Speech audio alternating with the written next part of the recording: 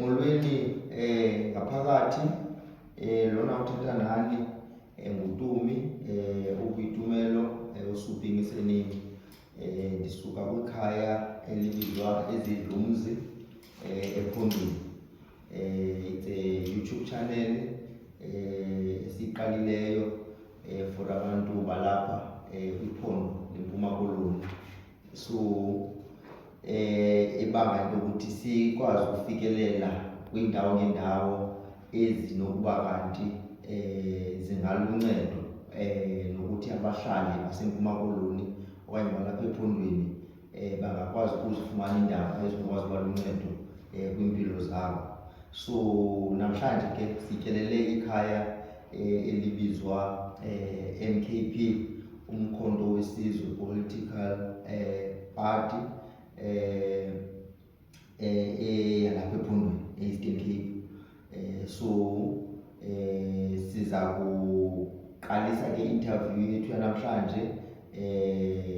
Abantu ke asinabo namhlanje bazawuzintroducer amagama ukuthi sizokwazi ukuba siqhubeke ne-interview yethu yanamhlanje. Ndinganikela kuwe ngapha mhlobo wam uzichaze nje igama lakho then ke ngoku siqhubeke sinikeza ngamapha. Hola, igama lelisibongo Kubata. Ndihlala apha eMdantsane. Ndisebenzisana ke noBhutumi lelo yakhe ayizamayo yalapha ephondweni, sisonke kunto yalapha ephondweni. At the very same time, I represent a Voice for the Voiceless Foundation. Namhlanje ke uBhutumi besetshilo silapha kwi-office sakwi-LK Party. Namhlanje ke sizongqina okanye uzobuza umama imibuzo yaqonda esiqonda uba abantu mhlawumbi banomdla wayo yaqonda. Mama sozazisa mama asosithethe kakhulu konasha. Molweni, ndinozizwe kaOthola mna, ndihlala apha eMonti, ndingu-provincial spokesperson we-LK Party. Ndimsokolo wephondo.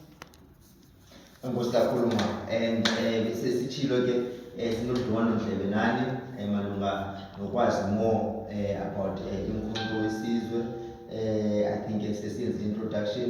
Besinomdla ke yakho le manikala ushare nathi ii-functions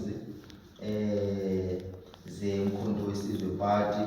Then ke sizokwazi nokufumana more ukuthi namathuba enokwenza nengqesho ibe afumaneka njani apha kulo Mkhonto Wesizwe Party. Enkosi kakhulu. Enkosi. Umkhonto Wesizwe Party ingqesho okwangoku iseyinto very much minimal ngoba singumuntu osaqalayo ongekabi nazi-resources enough. Kodwa ukuda ii-posts zethu zi-advertise kwiwebsite yomkhonto and also in the office of the SG where there's a possible opportunity sizifumana khona ziyadisperswa to ii-members zomkhonto. So far asikabi nayo i-public portal where we can advertise ii-positions zethu. Ngokwee-functions zethu, Umkhonto Wesizwe is here to promote democratic values. Sipromote equality, sizama nokukhangela indlela to elevate poverty, sijongana nomcimbi womhlaba, land reform, sijongile ke equality of life, abantu baphile a better life than ehlobo promote ukumba abantu ukuthi baphila ngcono, ubadevelopha uma bephila. We also look after into zama-SMMEs ukuthi how do we then assist them kwinto ze-infrastructure ukuthi nabo bakwazi ukukhula better. Oosomashishini abasakhulayo sibajonge kakhulu ngoba kweli xesha zikhona lale GNU ohluthayo uyahlutha impela, olamba uyazilambela nje, akusekho nto ikhathelele kumntu omnyama. Enkosi. Then the other thing sicela nje ezawulandela ukuthi zingaphi ii-branches zenu eninazo apha ephondweni? Ii-branches esinoba nazo apha ephondweni zizawudiphenda kwinto yobana iiwadi zalapha ephondweni zingaphi. Ngoba ke I would always say each and every region ine-branches zethu apha ephondweni. So iiwadi zalapha ziyi-703 iiwadi zase-Eastern Cape zizonke, meaning that thina we might have about 600 so far, not sinayo la 703 ngoba nathi sazifikela, kodwa ke we've managed to cover the entire province so far. Okay. In terms of contestation ke ngoku ni contesta for zonke ezi Sizikhonesta zonke. Andicela ukubuza mama, kuba sitsho ndirepresenta abantu abanedisability, ndikuviba i-NK Party sitsho enye nenye into endiyayiqwalasela nje sitsho ndihamba phantsi nje for abantu bedisability, le ndiyafumaniseka uba abantu bedisability abahoywanga tu. And even noba ungaya kwezi wadi ookhansila uyifumaniseka uba into abayithethayo xa ufikayo kuye ufika khupha amehlo ogqiba kwakathethe into ethi umntu uba hayi uzawubuyela kwangaze abuyele kuwe noba wena ubuyele phaa kuye usuke ube sisichebo. Ithini icebo lomkhondo wesizwe malunga nabantu abadala nabantu abanedisability? As ndithetha nge-equality, i-disability is part of i-influences ze-MK. Okay. Even now ukhona umntu abantu be-MK about 2 bakwi-wheelchair basepalament ba-deployed. We even have a group for the disability members, as the disabled members, where bariza khona i-views zabo, bane-representation within the MK. Elandelayo imicimbi ukubana ngokweerekhodi ze-population apha eMpuma Koloni ninayo na loo rekhodi ye-population, and ke ngoku ninayo nabantu abanelungelo lokuvota balapha ephondweni in terms of the numbers? Okay. Well, according to Census 2022, akaphinde kube khona ubalo labantu ngemva ko-2022. But i-population yalapha e-South Africa ithi Eastern Cape ithi 7.2 million. Okay. Eastern Cape yodwa. In terms of abantu aba-eligible for uvota balapha eMpuma Koloni? I-voting stations zalapha zi-4,868. Ngokwe-registration ka-2024 kwaregistasha abantu abayi-93,839. But kule current registration kungona u-IEC azawusikhuphela full record yokuthi bazawuregistasha abantu in June. I-registration starts on the 20 to the 21st of June. That's how we're going to know ukuthi nge-2026 of abantu abangaki. Aninazo records as well zabantu ngokwe-regions aba-bigger numbers over ezinye regions in terms of u-IEC andikabinayo information. No, abakasinikelela. Okay.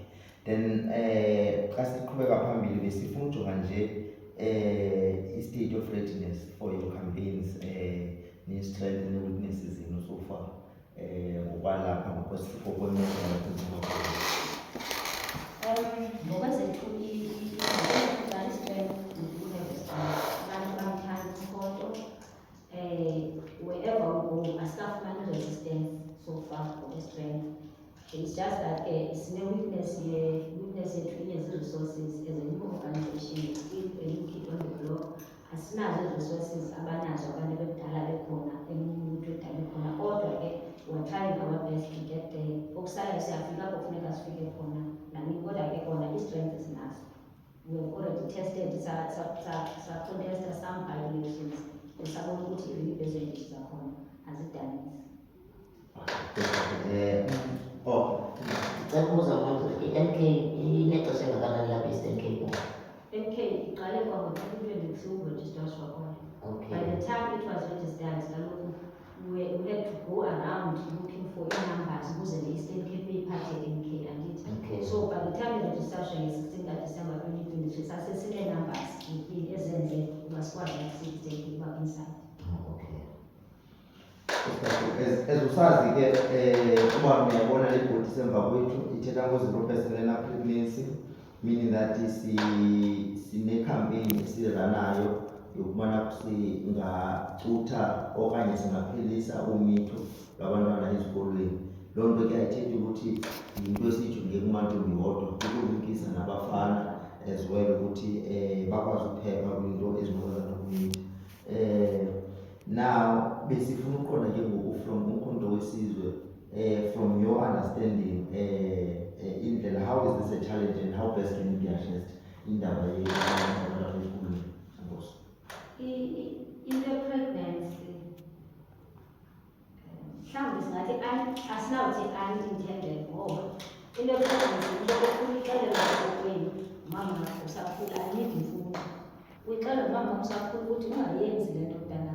Uba wayenza le nto usemncinci uyafunda. Mna umzekelo umama wandihlalisa phantsi ndandisafunda e-high school. I think ndandisafunda e-primary ndasayingo-standard 5 then sisithi wathi uyabona ke kulaa ndawo yakho kukho amakhwenkwe phaya. So phaya ungabuyi into zamakho ngoku ukwadibana nenkwenkwe uzawuba nomntana. Awuphangeli, uyafunda. Mna ndingawela ufunda ube yinto ethile. Umama wam ke wayefuna ndibe ligqwetha ngoku abathi uzabathi wena ngomsa kodwa ugqirha wezibiza zonke into ezinkulu lapha phandle ecinga uba ndabazizo. But ke inento yokwenza le nto yomntana ne-upbringing yakho ngendlela ofundise ngayo ukuthi uzime kanjani. Uba kuthiwe uyasindiswa kunezoto nento zedijinazo unodibana netradition yakho kwenu nereligion yakho kwenu zokwenza kodwa wena ungumuntu omnyama. You should value i-tradition zakho kwenu or religion zakho kwenu, ulandelele the upbringing yabazali bakho. Uba bathi because nabantu basindiswe uyasenza into ezithile, just don't do them. Uye abantwana ke into eyenza not useyabatreyinwa kakuhle ngabazali eyenza bafike ezintweni yi-peer pressure. Uthi awufika kule ndawo inabanye abone besenza le nto ithethwe kokwabo ayilibali. Kodwa ke nasezikolweni seyangena kudala into ofundiswa ko-protect sex. Abantwana bafuna uzithatha into bazixelelwayo. Once umxelelwa suyenza le ufuna ukwenza lutho esuyenza. Nantso ingxaki esinayo yabantwana engazi ukuthi mhlawumbi ke leyo how do we deal with it. Nam ndingabantwana but ukukwakhe emntaneni ungayenzi laa nto uyiphosile yilana ndifunayo. Because esikolweni iyathethwa laa nto, nathi sivele esikolweni kuyaxelelwa ke unprotected sex uzawuba nomntana. But ke ngoku xa sebeyenzile laa mistake namhlanje ufuna uqonda sede wayenza ke loo nto kuzawuthwani kodwa wakhona nomntana. Urhulumente senze neegranti ngozoba amasana ilise uyabakhawulela ngegranti. But I think nale nto egranti yenza izinto zibe honestly mhlawumbi andazi because abantwana abakhathali honestly. Inkathalo isemntwini ngesiqu sakho. How you love your body, they must be trained ukuthi isiqu sakho sithanda kanjani. Ungahambi uphathwa naphina ngesiqu sakho. And abantwana mabayihoye laa nto ithi i-sex before marriage is not right. Ngoba ngoku xa usokwenze laa nto ungekho umntana womntana umkile otshata omnye umntu usheka nalo mntana wena. Bathi irongo into basithi hayi abasingayivumi into ye-sex before marriage kodwa senziwa ziimeko abathi bawugqiba nabantwana baphile kuzo. Uhamba ke nomntana uhlala nomama o-unemployed apha endlini babe ngomthwalo walo mama bobabini ayofuna laa granti phaya imali granti yabo 300 oza abantwana 1,000 imali ingenzazi zabantwana afuna oyazi futhi nathi igranti angocela laa granti ufumanisa uba le granti the whole household ngoku iphila ngale granti. And ixesha elinintsi sebeyenza into yokutyisa ifemeli laa nto igranti ngoba uyazazi uba kunabantwana abanga yena uzawufumana iimali ezininzi igranti ifemeli yakhe izawusurvive. Abafuni uphangela yenye yezinto ephambili. Abantu bakuthi abafuni uziphandela, abafuni uzibona ephambili life. Kuyafunwa ngabazali uba makafunde angafuni umntana ahlala endlini kodwa ngomntu uzawukhalela abazali. Inguye ingakho angafuni isikolo. So le nto yabantwana andiyazi uba urhulumente funeka eze necebo. Ikhona icebo afuneka lenzile ukuba inyanzeliswe into yoprotecte i-sex unintended. Funeka inyanzeliswe ibe sisinyanzelo xa ndicinga mna ubana ubanga uyafunda wena until uba sibangeni ithile awuzokwazi uba nomntana ibe sisinyanzelo urhulumente. Ukuba ngaba kufuneka unayo umntana abazali bakho bakuvumele umzali ahambaye kurhulumente osayine iimpepha ezithile zithi lo wam umntana ndiyamvumela abe nayo umntana esekule age akuyo okanye mhlawumbi engekaphangeli. Okay, enkosi kakhulu. So meaning that yinto ocinga into yoba mhlawumbi from i-perspective ye-political party yenu beningayixhaphazeli uba ibe kwipolisi okanye ibe Besingayiphathi that much.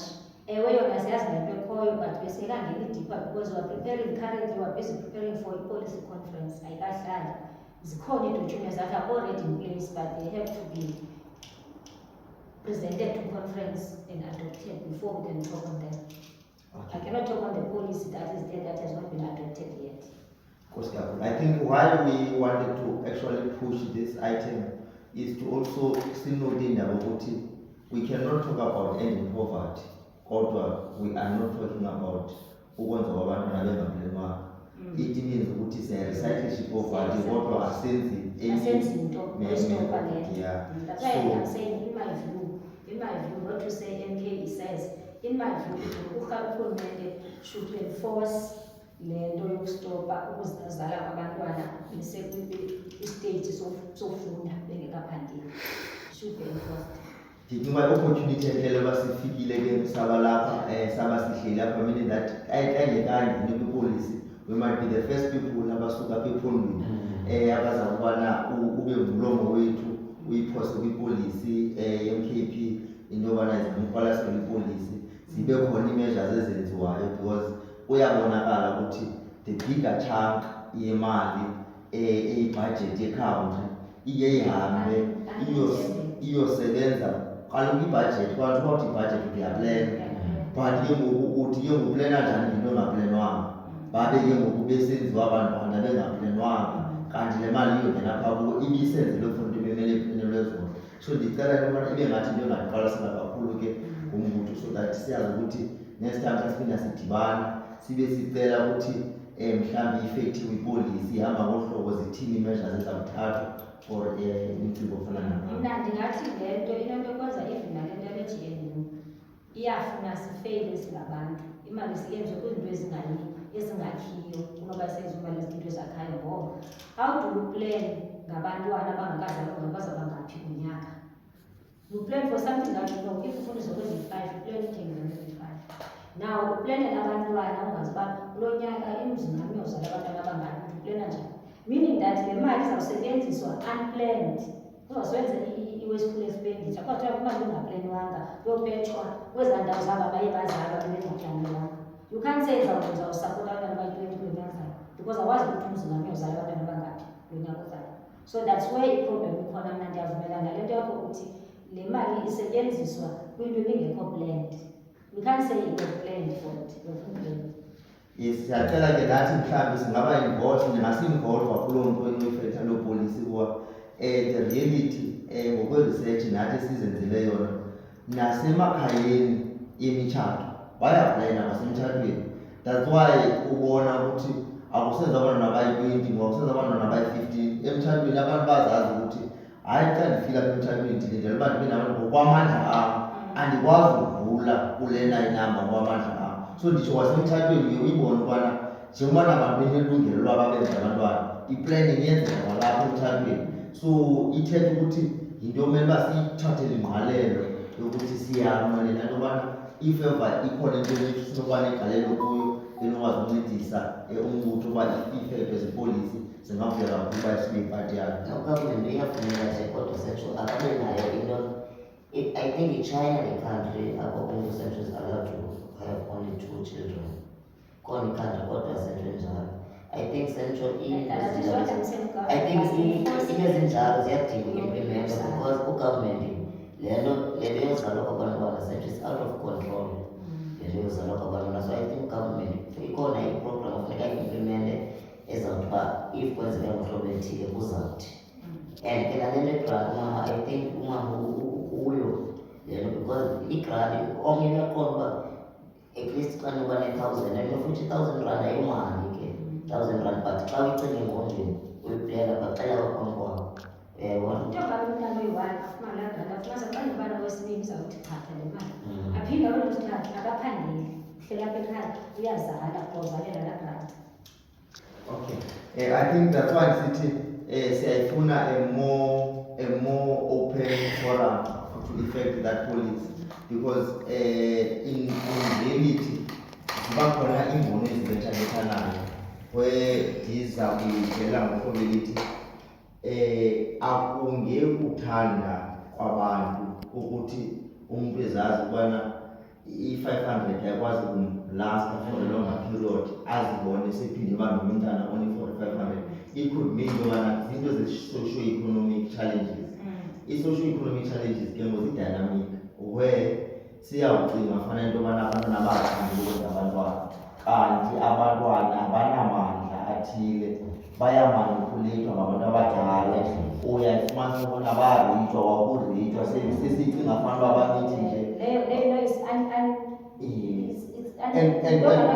ukuthi into elishwa ndingayibeka njani into yoreyithwa zezinto ezona singathi hayi umntana kufuneka eprotektiwe kuzo athi xa ethe wazaliswa ngamntu uthathwe izithathe eziserious kwabamenzalayo because iyenzeka abantwana they get ready especially abantu mhlawumbi uba bavalnarable emakhaya uma uphangela kude akana-option yoba ngagcina umntu abashiye bodwa abantwana angokuphangela bafuna befile abantwana bakhe ebuya utata lapha next door befana ugade abantwana balapha babangele kungenelwa ziintsotsi bathi nguye lozawungena ayoreyipha abantwana balapha hayi lo mgwebo sithetha ngawo ke kakhulu ngulo intentional une-consent Mm. umntana Yenzeka ovumayo. nasezikolweni abantwana especially kwaba bakwi-tertiary education xa bebona abadala baneemoto ezintle kuthini ndabona bafuna imali babona abantu ozothengela into ezothwala bayavuma yenziwe laa nto. Bona becinga uba bayazincedisa iindlela zophila ngeli labo bona, kodwa ke ngokuthi xa sekhula umntana laa tata unomzi wakhe mntanam akazofuna uba nesixakaxaka salo mntana, ufuna ibaleka laa nto.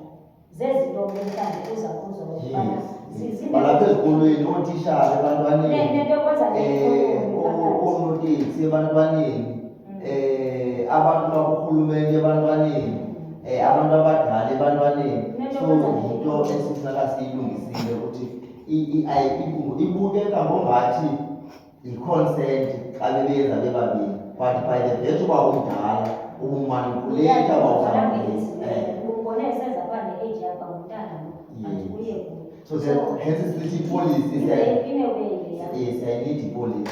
Then ke masize kumcingo wale immigration. I think kuyichaphazela immigration. I think uye wayinabisa yacaca ingame immigration.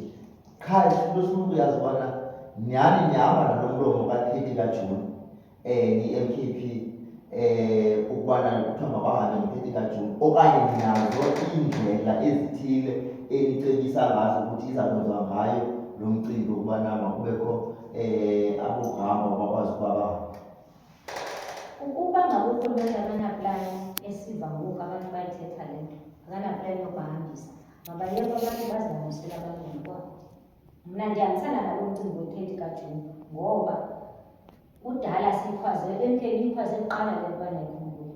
I-MK Labour Desk ihle inyuka nangoku kuthiwa ulapho, ihle inyuka ungele endaweni ukhupha bokufika aqeshise abantu balapho. Bufika bokufika beyi-10 apha, kungabaphuma athi abantu balaba besiva bayi-10 afake enze exchanges ezinjalo. Bebelapha bandakhumbula bekhe khona imatshimela beyisana nto yokuthiwa ngumatch to match, lo ukhupha bokufika kwezi ndawo. Kodwa ke bathe bomuka baphinda abantu bababuyisela. I-MK yayitshampiyona laa nto yokukhupha bokufika. Angekhe ndizidithi hayi asiyisapoti le nto yange-30 kaJuni, siyayisapota ngoba siyayisapota into ethi mabahambe, uba bayabuya babuye ngendlela efanelekileyo ngeempepha. Asiyilwi nabaneempepha, silwa naba bangenazo, singaba bafike njani apha. Ndicela ukubuza mama, okay, aba ke kusentshiseni building baba, and then bakhutshwa abantu bathini emveni koko? Bayakhutshwa kubizwa namapolisa, abakhona namapolisa. Okay. Namapolisa is already arranged i-immigration officers ezihamba nawo. Xa befika kuthiwa ziphi iimpepha, fumanisa abanazo impepha. Amapolisa kufuneka enze iplani yoba ahambe, sibanikela kothi ngabo bangumthetho mabenze iplani uba mabahamba abantu. Zikhona iindlela zokugrita abantu zokuya badipotwe. Also nibanikele emapoliseni Sibanikela abathetha izithemba. kodwa ke siyawenza ngoba sibanikele kubo ngoba singathethe umthetho ezandleni zethu, kodwa kuphuma kwaba siyabakhupha. Unless bathe xa befika wafumanisa uba awuneempepha uyaphindiswa ngenkasale endaweni yakho ezirayithi ke phofu xa zijonga, ngoba neempepha ziyakwazi uba ukuthi bazijonga izinto ezifanelekileyo. Ndigqibela kodwa i-MKP inayo i-challenge yokuhambisana nematch ezi-result bade bafokusise abantu babo. Kwacaba i-Action SA yodwa okhona ezinye i-political parties zithathe involved. Iye ngaba isaqhuba ngolo hlobo because I understand ukuthi MKP from KZN ibafokusisile abantu bayo, yathi yanomlomo okhuphayo ethi asihambiselani because bebekade behamba kunye nematch yabatrathi ubana sihambiselani nomlomo ohanjiswa imatch. So ndinomdla wazi ukuthi izingaba sikhona i-change eyenzekileyo nayenze i-MKP from what we understand because yakhupha umlomo ethi asisahambiselani ezi-result awusaziboni izigibha ze-MKP kwiinto zematch, ngumntu ozihambelayo yedwa engasuki from umlomo ka-MKP. Umkhonto wesizwe uyahambelana ne-match to match, but I won't get deeper into what made them to take a decision yokuthi hayi abantu bethu mabakhululeke. Ngoba before bekuye kwathiwa i-MK leyenza but kwathi kuba khona i-damages neento ezenziwayo kwathiwa zenziwe i-MK, abavelanga ukabe-match to match to say sithi siyiphathe sisonke ke le nto. And there were some people that got injured. Yafumanisa i-MK okay iplan ifuna uplana ngenye indlela le nto, sinaplan zethu efuna zenzile, sinezethu iistrategies efuna sizisebenzisile ngoba abantu akufanelanga bonzakala in the process. And in the process akufanelanga kubekho abantu bazahamba bayobanjwa bangabinagqitha lobakhupha babe bodwa elobuzweni emva ngoba into emo nakho kuyenza le nto kubekho abazaba zi-victims, and the victims themselves mhlawumbi bangafunanga ubamela pha. So now we must start to sit down again, siphinde siyijongisise le nto uba what are the better strategies that we should use ukuyenza yonke le. Not to say asiyifuni much too much asisebenzisana nayo, but we are thinking further ukuthi zeziphi better options that we can use ezinosincedisa kwakule nto, sihlale phansi siyilungise sibuyele kuyo ngoba siyayisapota. Okay, indaba kaKithi kaMatsha ngikho kuyo yona ningu-MKP. I won't comment on that one because umuntu awukathethi kuleyo into. Okay, then inkosi kakhulu. Then ke I think ukubheka phambili sinomcimbi ke ngoku or related any plans eninazo for abantu abahluphekayo. Aninayo intobana i-plan inayo for abantu abahluphekayo because into esiyi-understanda into yobana inhlupheko iqhubeka ngalo mzuzu. And ke ngoku i-strategy sowayimayihoya inhlupheko iba ngu-immediate attention. Awukwazi ukuthi umuntu olambe ngalo mzuzu ukuthi ndine-plan endiyiplanayo in the near future ibe ingekho into ye-intervention engu-short intervention. So ndinawo because wa-MKP unazo interventions zithini ngenhlupheko and actually extreme poverty esiyazi kuyaqhubeka society yethu.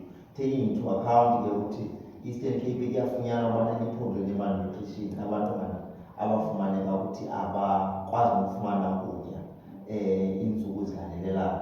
So now it means ukuthi indawo emele bayifumana eyona ngqwalasela ubana kubanciswana njani no-immediate intervention we-poverty. As MKA nayo emelwe currently eParliament, as much as singeyiyo i-majority and singeyiyo i-ruling party, but zikhona i-programs that are championed by the MK party in Parliament ezizamana ukudila nale nto ye-poverty. Bajonge kakhulu kwi-rural areas kakhulu. Kulapho siqaphele ukuthi abantu abahoyekanga kakhulu, kuhoywa abantu basedolophini more than abantu basezilalini. Uyaqaphela ezilalini akukho zindlela. Let's say kunzima nje ukuya apha emangcwabeni access roads, that's too fast. So i-MK is busy championing ukuthi makujongwane nabantu basezilalini, abantu basezilalini mabafumane at least basic services that they need. Ingabikho laa nto ukuthi amanzi awekho iveki wonke elalini kanjani.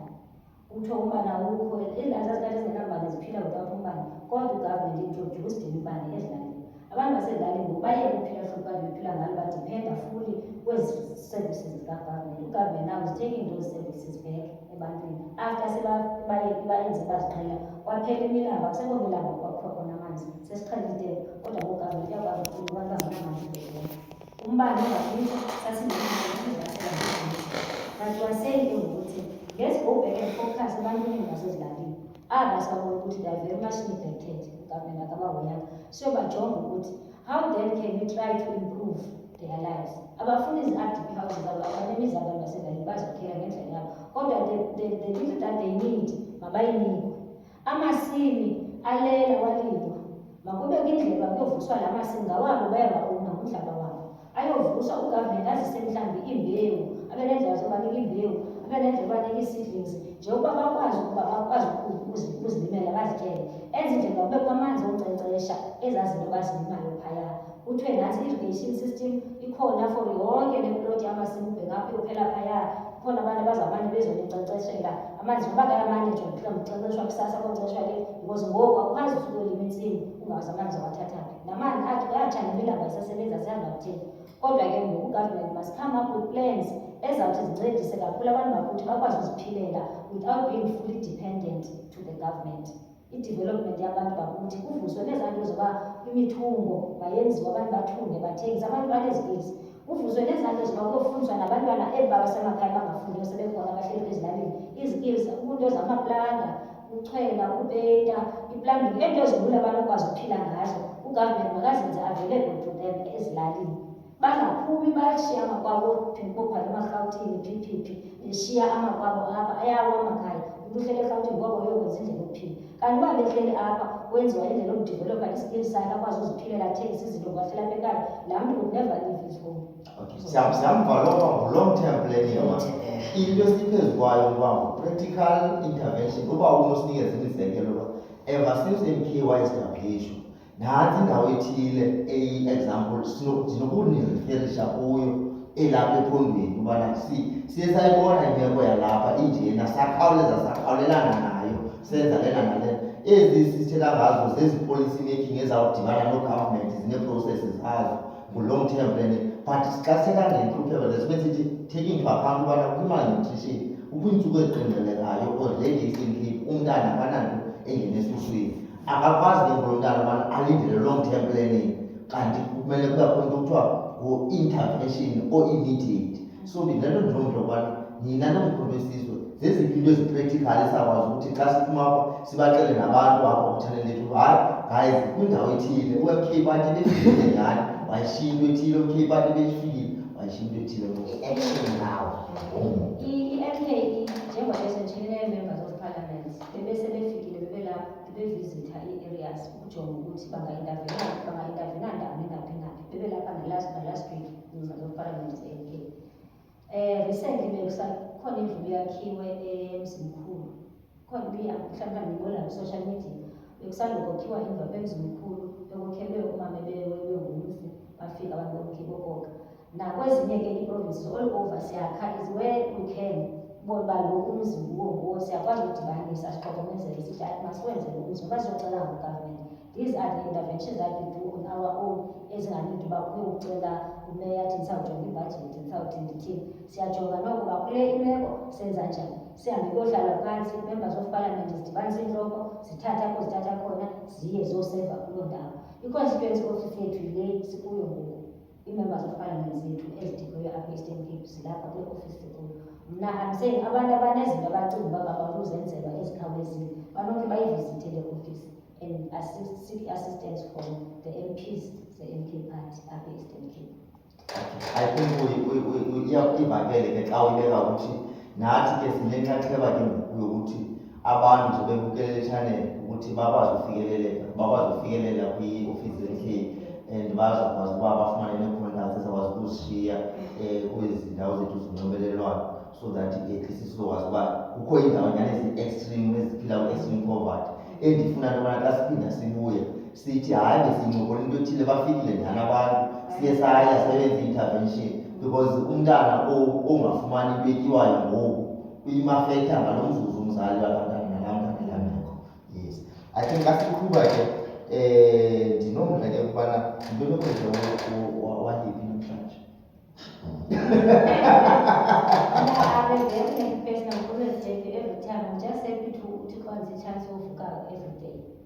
Khona abantu abazabafika kule age endikuyo ndithi mhlawumbi omnye at the age of 16 atshayiswe imoto okanye athini kangafiki, kodwa mna I managed to be above 40 currently, and also ndivuka every day ndine-purpose in life. I have kids, I must look after my kids, I must make sure for a little boy because andicaphukisa athini ndithanda lezo nto nje zindenza happy. I miss home if andikhambi esendlini ixesha elide ngoba ndifuna nje laa nto uba ndithethiso ndenza happy into yobana abantu bothetha ngam. Even yourself you round up, I'm happy that I met you today for the first time, and as well as at least I met new people.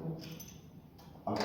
Then the other question here, happiness, how do we define happiness? Do we define happiness based on financial standing? So do we define happiness based how do we define happiness?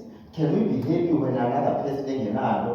Can we justify our happiness? Kodwa siyazi uba ukhona umuntu ongekho happy yena ngalo mzuzu. I-happiness yam andikwazi ukukhompera kweyomunye umntu, andazi ukuthi singabantu ii-feelings zethu are not the same. Mna eyam happiness has nothing to do with imali. I can't be happy because of imali. Bakhona abantu banemali but they're not happy in life. Mna ndinayo imali kodwa inside I always feel like ndifuna ukwenza into entsha, uba ndenze laa nto intliziyo yam iyaxola. It's all about my heart, how I feel inside. If ndenze le nto namhlanje ndaxola, namhlanje I had an interview with you, I'm done with it, yeah, for the day. Ikhona into endiyenzile, so that bendihleli idle andenzanga nto, ndisebenzele umuntu for today. So I'm happy because I'm here today talking to you about MK. So happiness yam has nothing to do with the resources. Noba unganemali yakho, unganento ezezakho ezozam, ndiphila le yam indawo efana ndiyayiphilile ingene mna. Okay. It's like to associate yourself with people. You cannot say I won't associate myself with one because uyazisokolela, no. I associate myself nomuntu as feelings zam zifilisha ukuthi lo mntu ngumntu engingahamba naye okanye ihlobo endibona aphila ngalo not uba unantoni. That is not the life that I'm supposed to be living with. Ngoba sithetha ngepoverty ngoku phaya eziphunzani phaya eziphunzani hlala ecambo sheds mna phaa apho ndihlala khona ndiphangela khona. I always see people every day nendlela abaphila ngayo ubone ukuthi unesize, okay, this one will walk to town, sometimes uthi une-50 rand umise imoto ukhangela ebhegeni uze uyaphinde etown uyothi uqala ufuna uva isizathu sokuya ukuthi ndiyaphangela ndiqomba ishem nathi imali yeteksi. Kodwa mna soze ndikunike yam imali uzothenga utywala phaya ngoba nasekhaya njengokomphokoqofa ukuba ndinike wena imali yothenga utywala. Kodwa ubuthi kum uyofuna umsebenzi but you are working, ndincama le benza ithi sonke ndithi ahamba ngothenga. Then I'll be happy the whole day uba ndincede wena laa mini ndibene nomntu baze nasekhaya ndibene nomntu ubephangela engenamali. Kufana nothenga, I always say ebantwini xa uthenga kwabantu bathengisa apha endleleni, at least isuso lokujonga itshintshi. Sometimes uyakwazi uthi awuthengi because ayifuna ngeli xesha, uthenga nje uyefika kwinyonga inokwazi okay uthenge andifuni naye itshintsha umshuta elaperwana. Laa mntu uzawuqaleki nawe because you have assisted umntu, the little that you have iya-assista somehow. Okay, I think in closing njengoku singabantu abasebenzela iphondo lethu. Xa sisebenzela iphondo lethu sifuna into ukuthi abantu basephondweni lethu sibabone ukuthi bayayifumana importance abayideservayo. Sinomdla wazi ukuthi kwi-structure sika-national MKP bakhona na abantu abasuke ephondweni bawukhipha eziphi positions. Abantu bethu basephondweni abekho kwi-structure sika-national from our own province kodwa baseparliament bethu. Reason nobona ukuthi bengekho kwi-structure because sithi xa sijonga sibone sizi-identify nabantu bethu kwi-top 6 sithi hayi i-Eastern Cape siyayibona imelwe pha MKP ngokubona i-top structure ebekwe yi-MKP.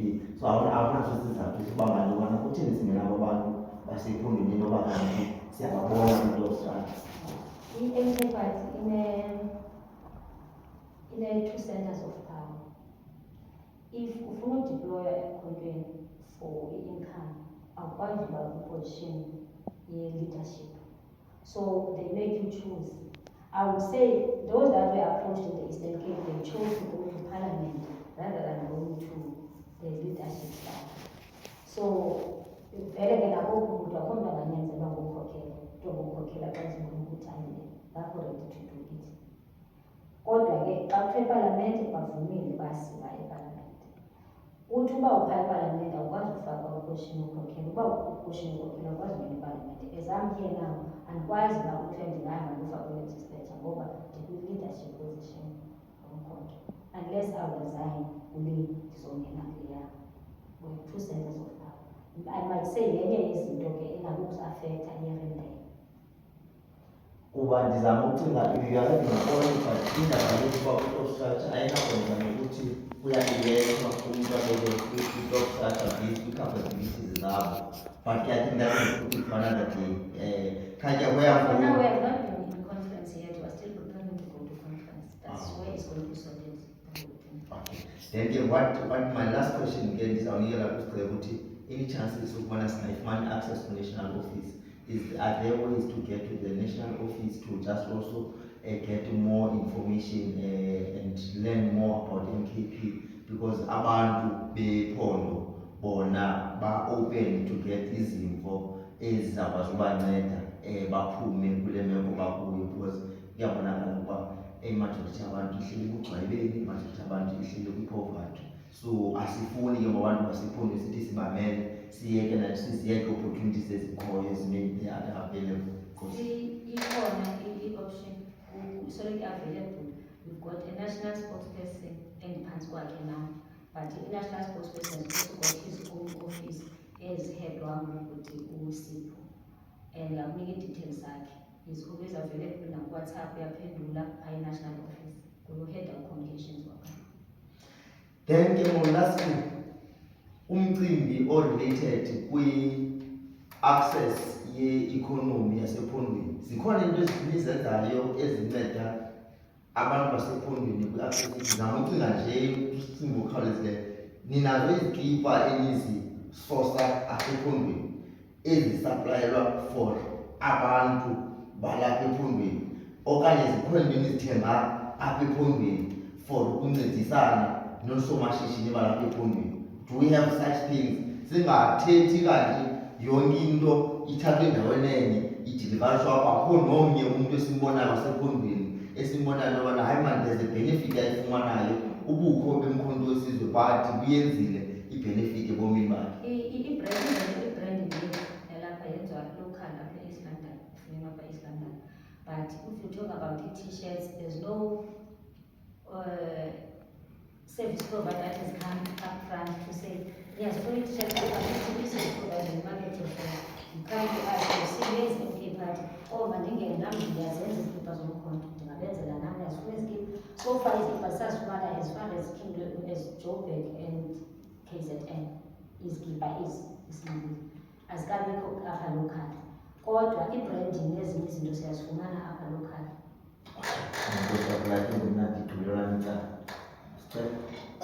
Hayi, wena bhuti Mr. Chumama, I think uyiphendule ngemibuzo yakho ndithi. I can share my number. Angithi minayo already.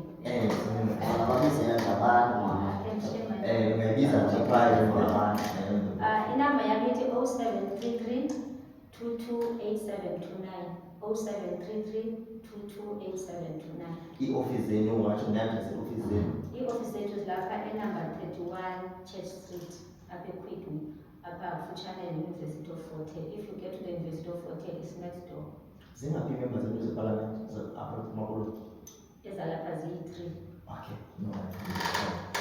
And I think it's a wrap. Thanks a lot for attending to this session. Nokuthi nisibazi indlebe. The rest of the questions ke sakwazi ukuthi sizifumane ku-social media platforms, sizireferishe ke kubantu abaphetheyo basemva kumkhonto wesizwe political party. Nkosini kakhulu. Shalom.